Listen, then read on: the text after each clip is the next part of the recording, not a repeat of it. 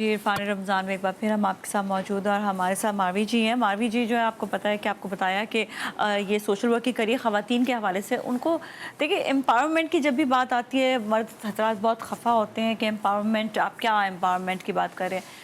हमारे इर्द गिर्द बहुत से ऐसे लोग हैं जो बहुत अच्छी ज़िंदगी गुजार रहे हैं, अल्लाह का शुक्र है। वो मर्द बहुत अच्छे मर्द हैं जो अपनी बीवियों की और अपने घर में ख़वातीन की बहुत इज़्ज़त करते हैं। उनकी परवरिश ऐसी होती है कि वो ऐसे ही परवरिश की वजह से घर का माहौल बहुत अच्छा होता है। लेकिन कई जगह पे हमने ऐसे देखा है जहाँ पे बहुत ज़्यादा पढ़े लिखे होने के बावजूद भी जहालत है और कई जगह पे जहालत है। अगर हम देही इलाकों में जाएँ तो वहाँ पे हमें नहीं पता अंदरूनी हालात क्या होते हैं, किस तरह से औरतों से सलूक होता है, किस तरह से उनसे लैंग्वेज यूज़ हो रही होती है।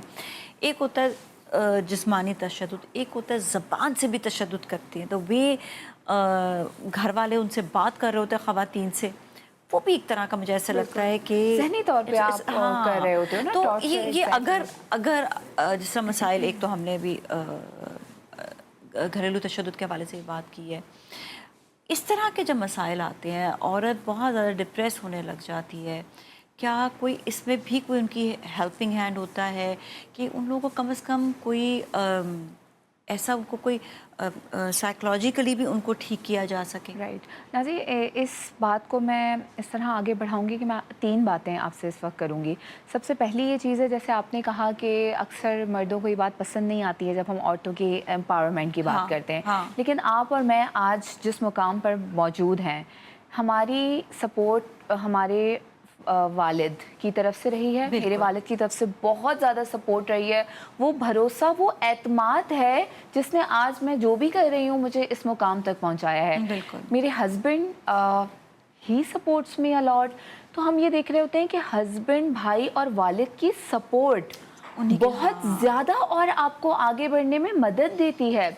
उसके बाद जब हम ये देख रहे होते हैं कि माशरे में मसाइल की बात, तो घरेलू तशद्दुद, छोटी उम्र की शादियां बच्चियों के साथ, हरासमेंट के वाक़यात, ऑनर किलिंग, आज हम इस डिजिटल दौर में खड़े हुए आज भी औरतों को बहुत सारी जगहों पर गैरत के नाम पे कत्ल कर दिया जाता है।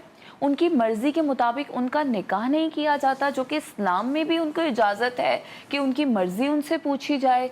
ज़बरदस्ती के रिश्तों में उनको डाल दिया जाता है। उसके बाद फिर आगे डिप्रेशन और इस तरह के वाक़यात की वजह से अपनी ज़िंदगी ख़त्म करने तक की चीज़ें आती हैं। और इवन बहुत सारे केसेस में ये रिवील होता है कि अगर कोई गैरत के नाम पे कत्ल किया जाता है तो उसको ख़ुदकुशी का नाम दिया जाता है। और काफ़ी सारे ऐसे केसेस हमने देखे हैं जिसमें औरतों को मार के उनको दफना दिया जाता है और बाद में कोई रिपोर्ट करता है तो जाके उनकी बॉडी निकाल के आगे पोस्टमार्टम किए जाते हैं। So this situation is not okay, situation is not okay.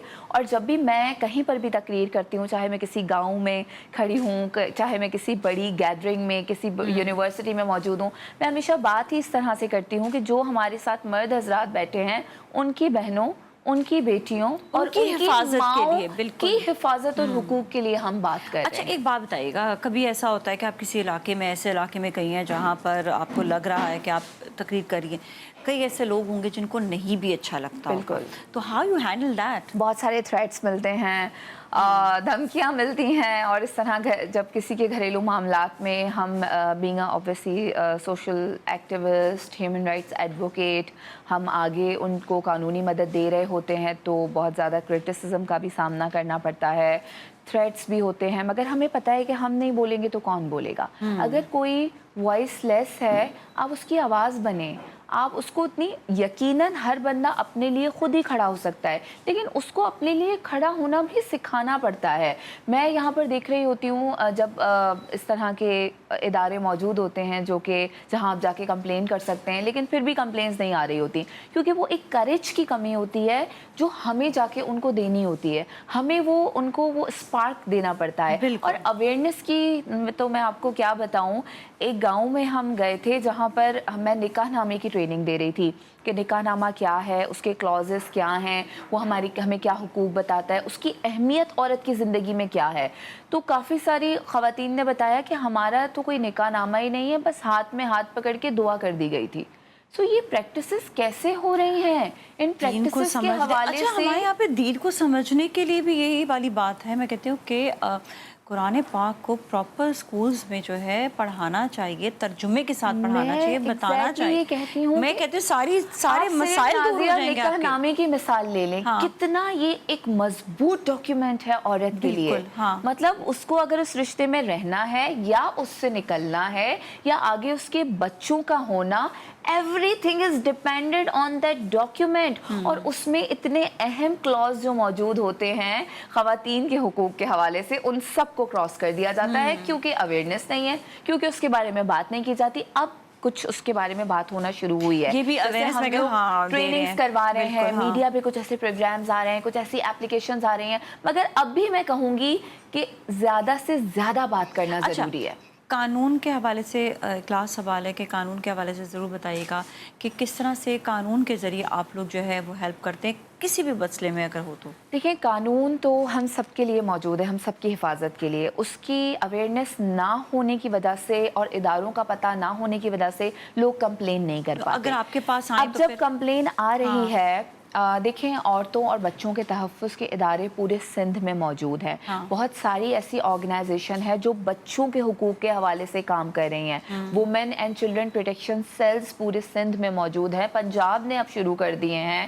یہاں پر اسپارک آرگنائزیشن بچوں کے حقوق کے حوالے سے خصوصاً کام کر رہی ہے، یہاں پہ اور لیگل ایڈ کے حوالے سے آرگنائزیشن کام کر رہی ہیں۔ آپ ان کے ساتھ دوسرے اداروں کے ساتھ پھر جوائنٹ ہینڈ کرتے ہیں یا؟ ایگزیکٹلی، دیکھیں joint hand is very important. اگر کوئی ایک کیس آتا ہے، اب ایک خاتون مجھ سے رابطہ کرتی ہیں، کہتی ہیں کہ مجھے گھر سے نکال دیا گیا ہے، میں گھریلو تشدد کا سامنا کر رہی ہوں، اب ہمارے پاس کمپلین میکینزم بھی ہے، ہمارے پاس حکومت کی طرف سے دارالامان اور خواتین کے شیلٹر ہومز موجود ہیں، بچوں کے شیلٹر ہومز دارالاطفال موجود ہیں، وہاں پہ ان کو ریفر کر دیا جاتا ہے۔ ایگزیکٹلی، اور اس کے بعد ان کو ایک وکیل دیا جاتا ہے۔